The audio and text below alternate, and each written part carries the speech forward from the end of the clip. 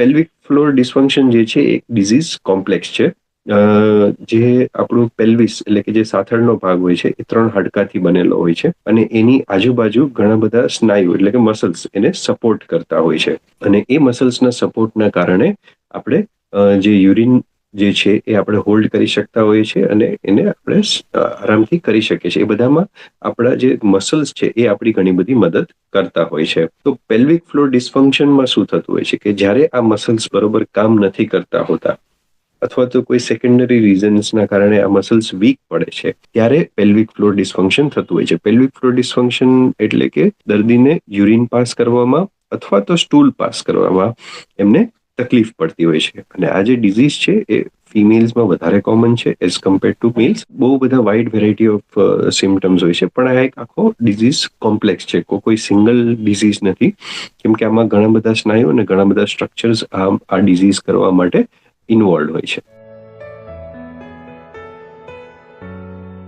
આમાં ઘણા બધા સિમ્ટમ્સ હોય છે અને એક વાઇડ વેરાયટી ઓફ ડિઝીઝના સિમ્ટમ્સ આવી શકતા હોય છે.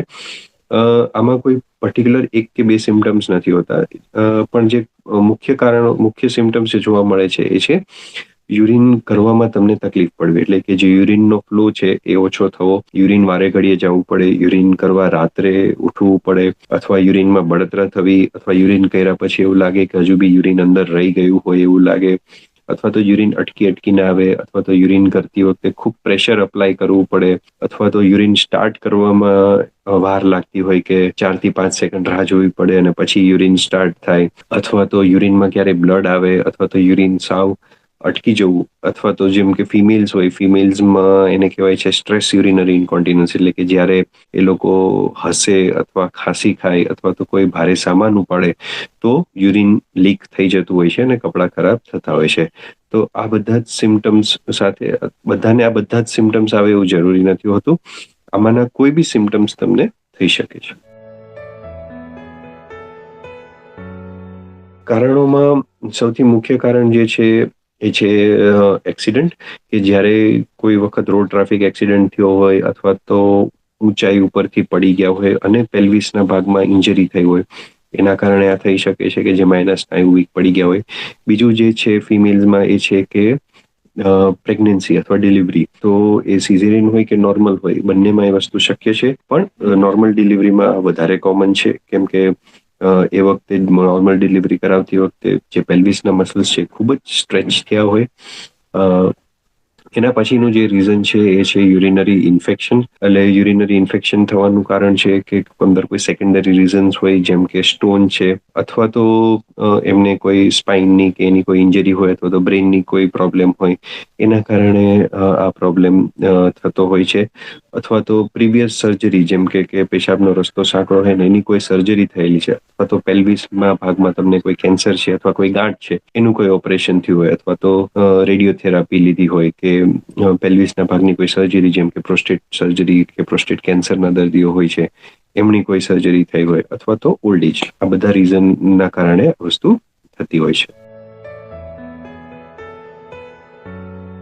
એના ડાયગ્નોસિસ માટે તમારા જે નજીકના યુરોલોજિસ્ટ હોય એમને મળવાનું. એ ડૉક્ટર તમારી ડિટેલ્ડ હિસ્ટ્રી લેશે અને તમને તપાસશે.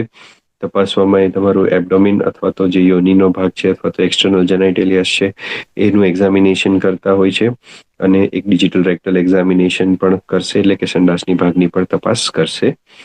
એ કર્યા બાદ એ અમુક ટેસ્ટ તમને સજેસ્ટ કરશે, જેમ કે સર્વપ્રથમ આવશે એ સોનોગ્રાફી છે. સોનોગ્રાફીમાં એ તમારી પેશાબની થેલી, તમારી કિડનીઝ, તમારી પ્રોસ્ટેટની ગ્રંથિ, ફિમેલ્સ હોય તો ગર્ભાશય, એ બધું જ એમાં ચેક થશે, અને તમારે એમાં યુરિન કેટલો છે અને યુરિન કર્યા પછી અંદર કેટલો યુરિન રહી જાય છે એ ચેક કરશે. બીજું જે છે એ કોમન રૂટીન બ્લડ ટેસ્ટ છે, કે જેમાં તમારું CBC છે, શુગર લેવલ્સ છે, કિડનીનું ફંક્શન છે, અને યુરિન રૂટીન અને યુરિન કલ્ચરનો ટેસ્ટ છે કે કોઈ ઇન્ફેક્શન છે કે નહીં, એ બધા ટેસ્ટ થશે. કર્યા બાદ જો એમને જરૂર લાગે તો એક યુરોડાયનામિક સ્ટડી, એટલે કે પેશાબની થેલીનો કમ્પ્યુટરથી ટેસ્ટ કરવામાં આવતો હોય છે, જેમાં આપણને ખ્યાલ પડે કે પેશાબની થેલીના સ્નાયુ કેવા કામ કરે છે.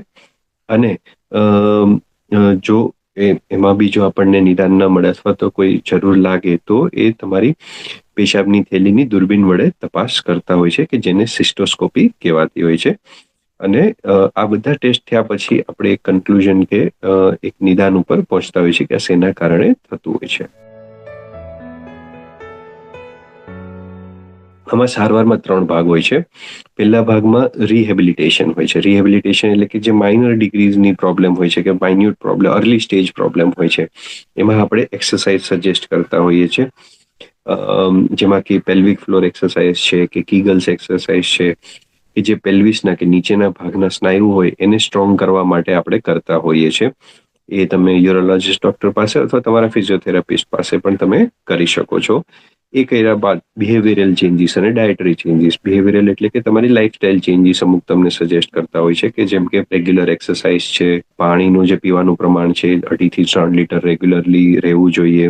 અને એ બધું થયા બાદ જો જરૂર લાગે તો એ તમને દવાઓ ઉપર પણ સ્ટાર્ટ કરતા હોય છે, કે જે એનો અંડરલાઈન કોઝ હોય, કે જે અંડરલાઈન ડિઝીઝ હોય જેના કારણે આ તકલીફ થતી હોય એના માટેની અમુક દવાઓ આપણે સ્ટાર્ટ કરતા હોઈએ છીએ.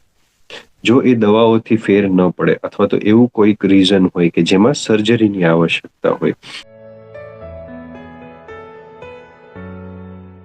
જો એ બહુ માઇનર ડિગ્રી એટલે કે બહુ અર્લી સ્ટેજમાં હોય, અને જેમ કે મેં કીધું એમ પ્રેગ્નન્સી પછી આજે જોવા મળતું હોય છે, તો પ્રેગ્નન્સી વખતે જે મસલ્સનું સ્ટ્રેચિંગ થયું હોય અને એક વખત ડિલિવરી થઈ જાય, બાળક બહાર આવી જાય અને જ્યારે જે પેલ્વિસના મસલ્સ છે જે સ્ટ્રેચ થયા હોય એ પાછા એની રીતે ધીમે ધીમે નોર્મલ સાઇઝમાં આવી જતા હોય છે, ત્યારે એ એનું કાર્યરત કરતા હોય છે. પણ જો એ વખતે આપણે એક્સરસાઇઝ કરીએ તો એમાં રિકવરી જલ્દી આવતી હોય છે. જો એ માઇનર ડિગ્રી હોય કે બહુ અર્લી સ્ટેજનો પ્રોબ્લેમ હોય તો એની મેળે રિકવર ધીમે ધીમે થઈ શકે છે. જો બહુ સિવિયર હોય તો એની મેળે રિકવર નથી થતું, તો એમાં આપણે મેડિસિન્સ અથવા તો સર્જરીનો ઓપ્શન આવતો હોય છે, અથવા ફિઝિયોથેરાપી.